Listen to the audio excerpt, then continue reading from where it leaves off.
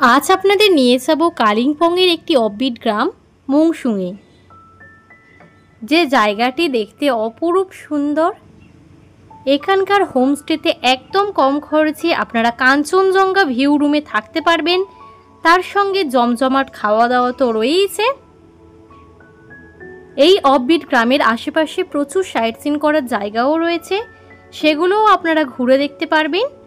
তো চলুন ঘুরে আসা যাক মংসুং থেকে। মংসুং যাওয়ার জন্য আপনাদের চলে আসতে হবে এনজিপি স্টেশন বা শিলিগুড়িতে। শিলিগুড়ি থেকে কিছুটা এগোলেই এইরকম সুন্দর কিন্তু দুদিকে জঙ্গলের মাঝখান দিয়ে এখন আমরা এগিয়ে চলেছি। আর এই রাস্তাটা কিন্তু দেখতে অপরূপ সুন্দর লাগে। বহুদিনের ইচ্ছে ছিল স্কুটি নিয়ে পাহাড়ে যাব, এইবার কালিম্পং যাওয়ার সময় সেই ইচ্ছেটা পূরণ করে নিলাম। শিলিগুড়ির বাইক রেন্ট জোন থেকে স্কুটি ভাড়া নিয়ে নিয়েছিলাম, আর পাহাড়ে কিন্তু গাড়ি চালানোর একটা আলাদাই মজা রয়েছে।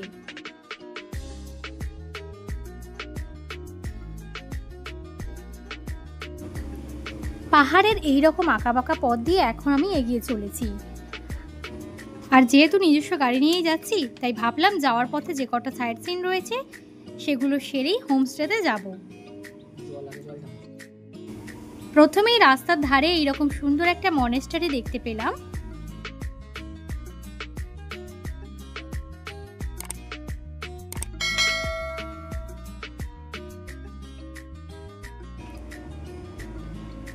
মনেস্টারিটা বাইরে থেকে দেখতে যতটাই সুন্দর লাগছিল, ভিতর থেকে দেখতে কিন্তু অপরূপ সুন্দর। ভিতরের কারুকার্য কিন্তু দেখতে খুবই ভালো।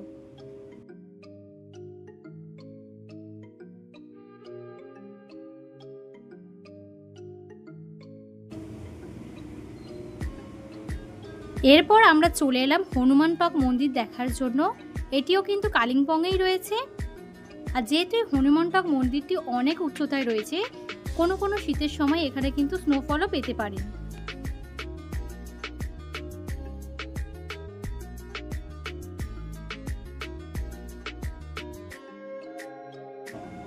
হনুমান টক মন্দিরে হনুমানজির মূর্তিটা কিন্তু বিশাল বড়। আর দূরের পাহাড়ে দেখুন মেঘ ভেসে যাচ্ছে, কি দারুণ দেখতে লাগছে।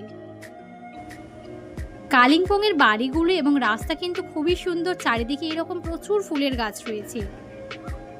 এরপর রাস্তার ধারে আরও একটি মনেস্টারি দেখে দাঁড়িয়ে পড়লাম। আর এই মনেস্টারিটা দেখতেও কিন্তু খুবই সুন্দর। চারিদিকের ঘন পাইন গাছের মাঝে এই মনেস্টারিটা দেখতে অপরূপ সুন্দর লাগছে।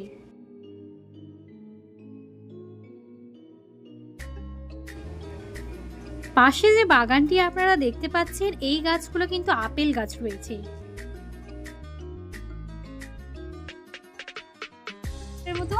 জায়গাটা দেখুন কত অপরূপ সুন্দর দেখতে। এখানে আই লাভ মংসুং বলে লেখাটাও রয়েছে। নিচে দেখুন তিস্তা রঙ্গিতের কি দারুণ ভিউ আসছে। আর রাস্তা দিয়ে আস্তে আস্তে আপনাদের দেখাচ্ছিলাম প্রচুর আপেল বাগান রয়েছে। পিছনের এই যে গাছগুলো দেখুন, এগুলো কিন্তু আপেল গাছ রয়েছে। আপেলের সিজনে এলে তখন কিন্তু প্রচুর আপেল হয়ে থাকবে।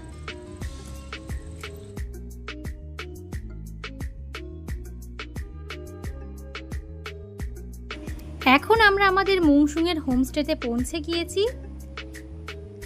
এনজিপি স্টেশন থেকে এখানে আসতে টাইম লাগে 3 থেকে 3.5 ঘন্টার মতো। যেহেতু আমরা সাইট সিন করে এসেছি, তাই কিছুটা বেশি সময় লেগেছে। রুমের বাইরে দাঁড়িয়ে রয়েছি। রুমটা বাইরে থেকে দেখুন কতটা সুন্দর, ভিতরে নিয়ে আপনাদেরকে দেখাবো।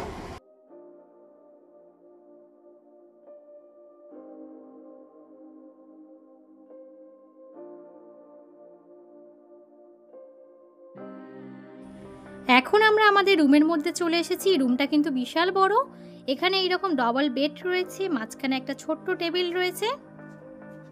বাইরের এইরকম ভিউ দেখতে পাওয়া যাচ্ছে।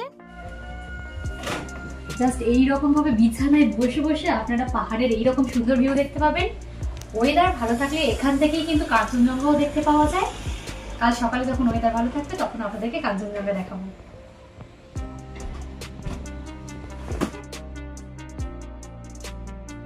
দেখালাম কতটা সুন্দর পরিষ্কার পরিচ্ছন্ন। চলুন ওয়াশরুমটা একটু দেখে নেওয়া যায়। তো ওয়াশরুমটাও কিন্তু খুব সুন্দর পরিষ্কার পরিচ্ছন্ন। আর এখানে কিন্তু গিজারও রয়েছে।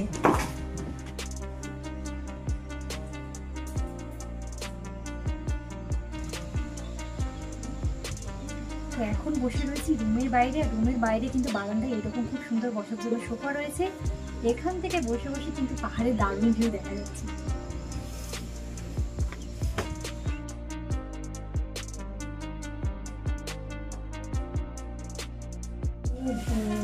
এখন কিন্তু দুপুরে লাঞ্চ করতে বসে পড়েছি। এখানে আসতে আমাদের বেশ কিছুটা সময় লেগেছিল, বেশ জোরে খিদে পেয়ে গেছে।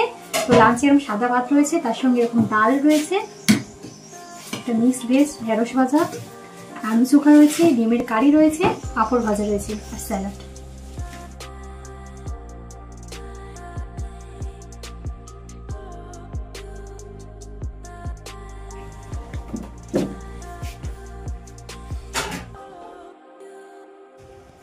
এবার বলে দিই, আপনারা যদি এই হোমস্টেতে থাকতে চান কত খরচ হবে। তো এখানে থাকা খাওয়া নিয়ে প্যাকেজ রয়েছে 1300 টাকা করে। আর যদি আপনারা আমার চ্যানেলের সাবস্ক্রাইবার হয়ে থাকেন, স্ক্রিনশট পাঠানোর সময় সেটি মেনশন করলে আপনারা কিন্তু স্পেশাল ডিসকাউন্ট অবশ্যই পেয়ে যাবেন। হোমস্টের মধ্যে এই রকম প্রচুর কিন্তু ফুলের গাছ রয়েছে, সেগুলো দেখতে কিন্তু বেশ সুন্দর লাগছে।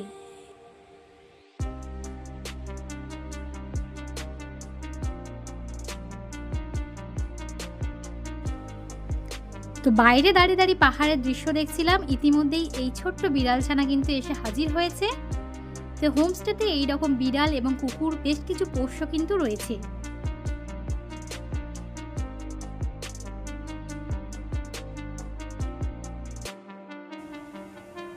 এখন কিন্তু হোমস্টের নিচে বসে রয়েছি, এখানেও বসার জন্য এরকম সোফা রয়েছে। তো পাহাড়ের বুকে এখন ধীরে ধীরে সন্ধে নামছে, চারিদিক থেকে প্রচুর পাখির আওয়াজ আসছে, বেশ ভালো লাগছে।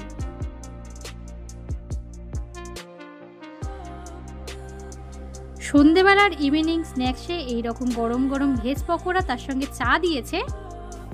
আর সন্ধে হতে না হতেই কিন্তু ঠান্ডা বেশ জাঁকিয়ে পড়েছে। চায়ের কাপ হাতে বাইরে একটু বেরোলেই দেখতে পেলাম দূরের পাহাড়ে কিন্তু লাইট জ্বলছে, দেখতে কিন্তু দারুণ লাগছে।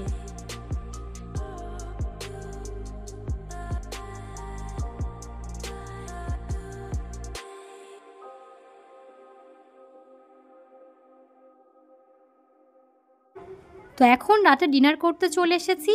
তো একটু তাড়াতাড়ি ডিনার করে নিচ্ছি। আর দিনের বেলা ঠান্ডা না থাকলেও রাতে কিন্তু বেশ ভালোই ঠান্ডা রয়েছে। তো এখানে এইরকম রুটি নিয়েছি, তার সঙ্গে রয়েছে চিকেন কষা, স্যালাড রয়েছে আর আলু ভাজা রয়েছে। রাতের ডিনারটিও প্যাকেজের মধ্যেই রয়েছে, আর যারা রুটি খাবে না তাদের জন্য ভাতও দেয়া হয়। এখানকার খাবারের টেস্টও কিন্তু বেশ ভালো।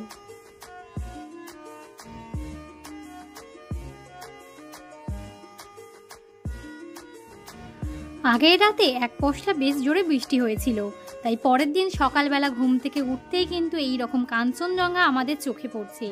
ওয়েদার ক্লিয়ার থাকলে আপনারা কিন্তু আরো ঝকঝকে কাঞ্চনজঙ্ঘা এখান থেকে দেখতে পাবেন।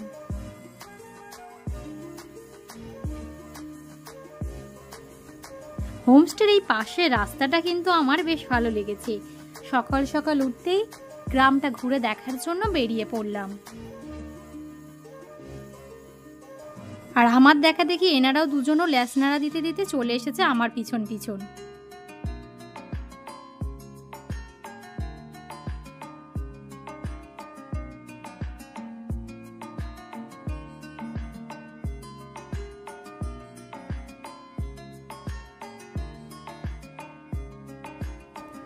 পাহাড়ি গ্রামগুলো আসলে কিন্তু এই জিনিসটাই বেশ ভালো লাগে। প্রচুর রকমের ফুলের গাছ রয়েছে।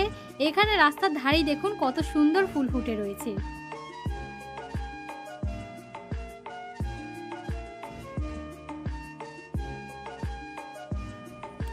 এখন দাঁড়িয়ে রয়েছি কালিম্পংয়ের একটি অফবিট গ্রাম মংশুনে। আর অফবিট গ্রামে থাকার কিন্তু একটা আলাদাই মজা রয়েছে। সকালবেলার পরিবেশটা দেখুন একদম শান্ত স্নিগ্ধ, চারিদিকে কেউ নেই। প্রকৃতিকে যদি প্রাণ ভরে উপভোগ করতে চান, অফবিট গ্রামগুলো একবার ঘুরে দেখুন। আর পিছনে যে চার্চটা দেখতে পাচ্ছেন, এটা তো 1990 সালে তৈরি হয়েছে, মানে বুঝতেই পাচ্ছেন কতটা পুরানো চার্চ। তো সাথে কিন্তু আমার লোকাল গাইড চলে এসেছে। সামনে প্রচুর কুকুর, দেখা যাক কি হয় সামনে গিয়ে, সেটা জানি না। এই যে বডিগার্ড যাচ্ছে সঙ্গে।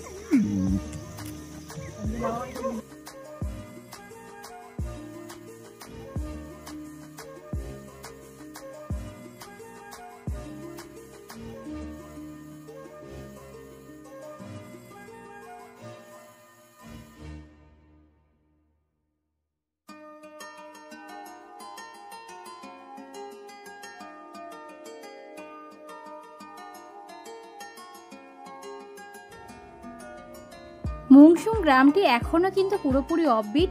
এই গ্রামে হাতে গোনা বেশ কয়েকটি হোমস্টে রয়েছে।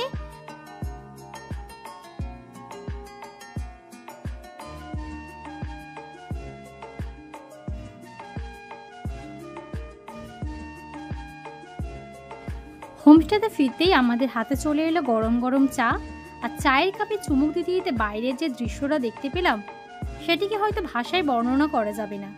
সামনের পাহাড়গুলোকে দেখতে আরো বেশি সুন্দর লাগছে।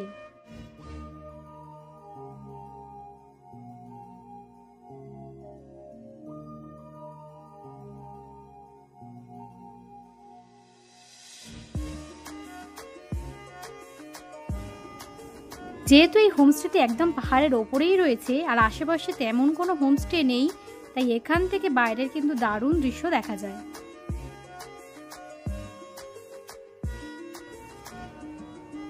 আর এখানে হোমস্টে দুটি বাচ্চা এখন কিন্তু স্কুলে যাওয়ার প্রিপারেশন নিচ্ছে।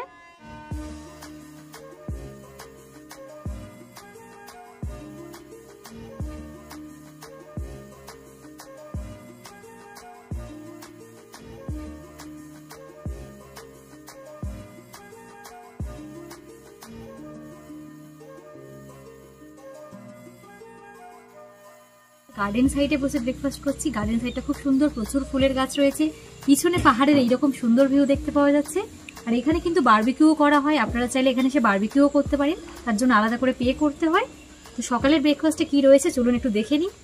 এরকম হটপটে করে দিয়েছে। এখানে কিন্তু ঠান্ডা মোটামুটি বেশ রয়েছে, এখন গরমের সময় তবুও কিন্তু ঠান্ডা ভালোই রয়েছে। শীতের সময় আসলে তখন কিন্তু ঠান্ডা আরো বেশি থাকবে।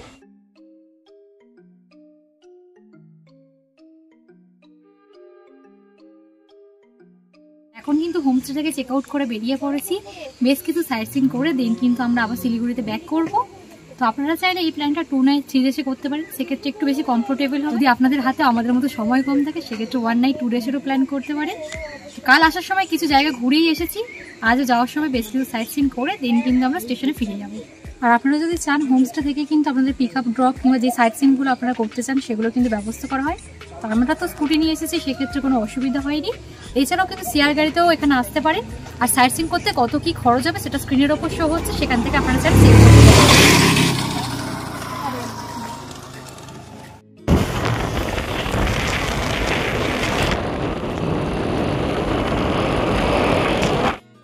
এখন চলে এসেছি এখানকার একটা ভিউ পয়েন্টে, আর এই ভিউ পয়েন্টটাও মংসুংয়ের খুব কাছেই রয়েছে। এখান থেকে কিন্তু দারুণ ভিউ দেখা যায়, চলুন আপনাদেরকে একটু দেখিয়ে দিই।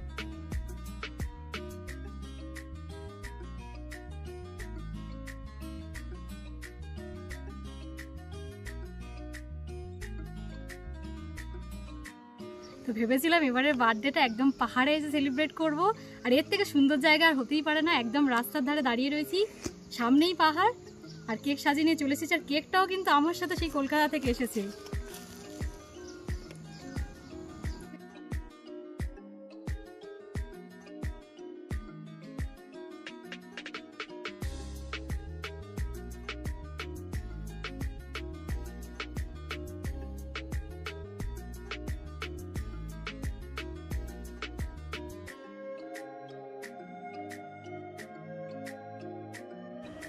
মংসুং গ্রামটি আপনাদের কেমন লেগেছে সেটা কমেন্ট করে জানাতে ভুলবেন না।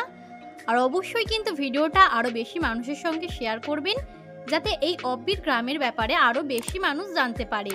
আর এখনও যদি আমাদের চ্যানেলে সাবস্ক্রাইবার না হয়ে থাকেন, এইরকম নিত্য নতুন ভিডিওর আপডেট সবার আগে পাওয়ার জন্য অবশ্যই কিন্তু চ্যানেলটা সাবস্ক্রাইব করে রাখুন।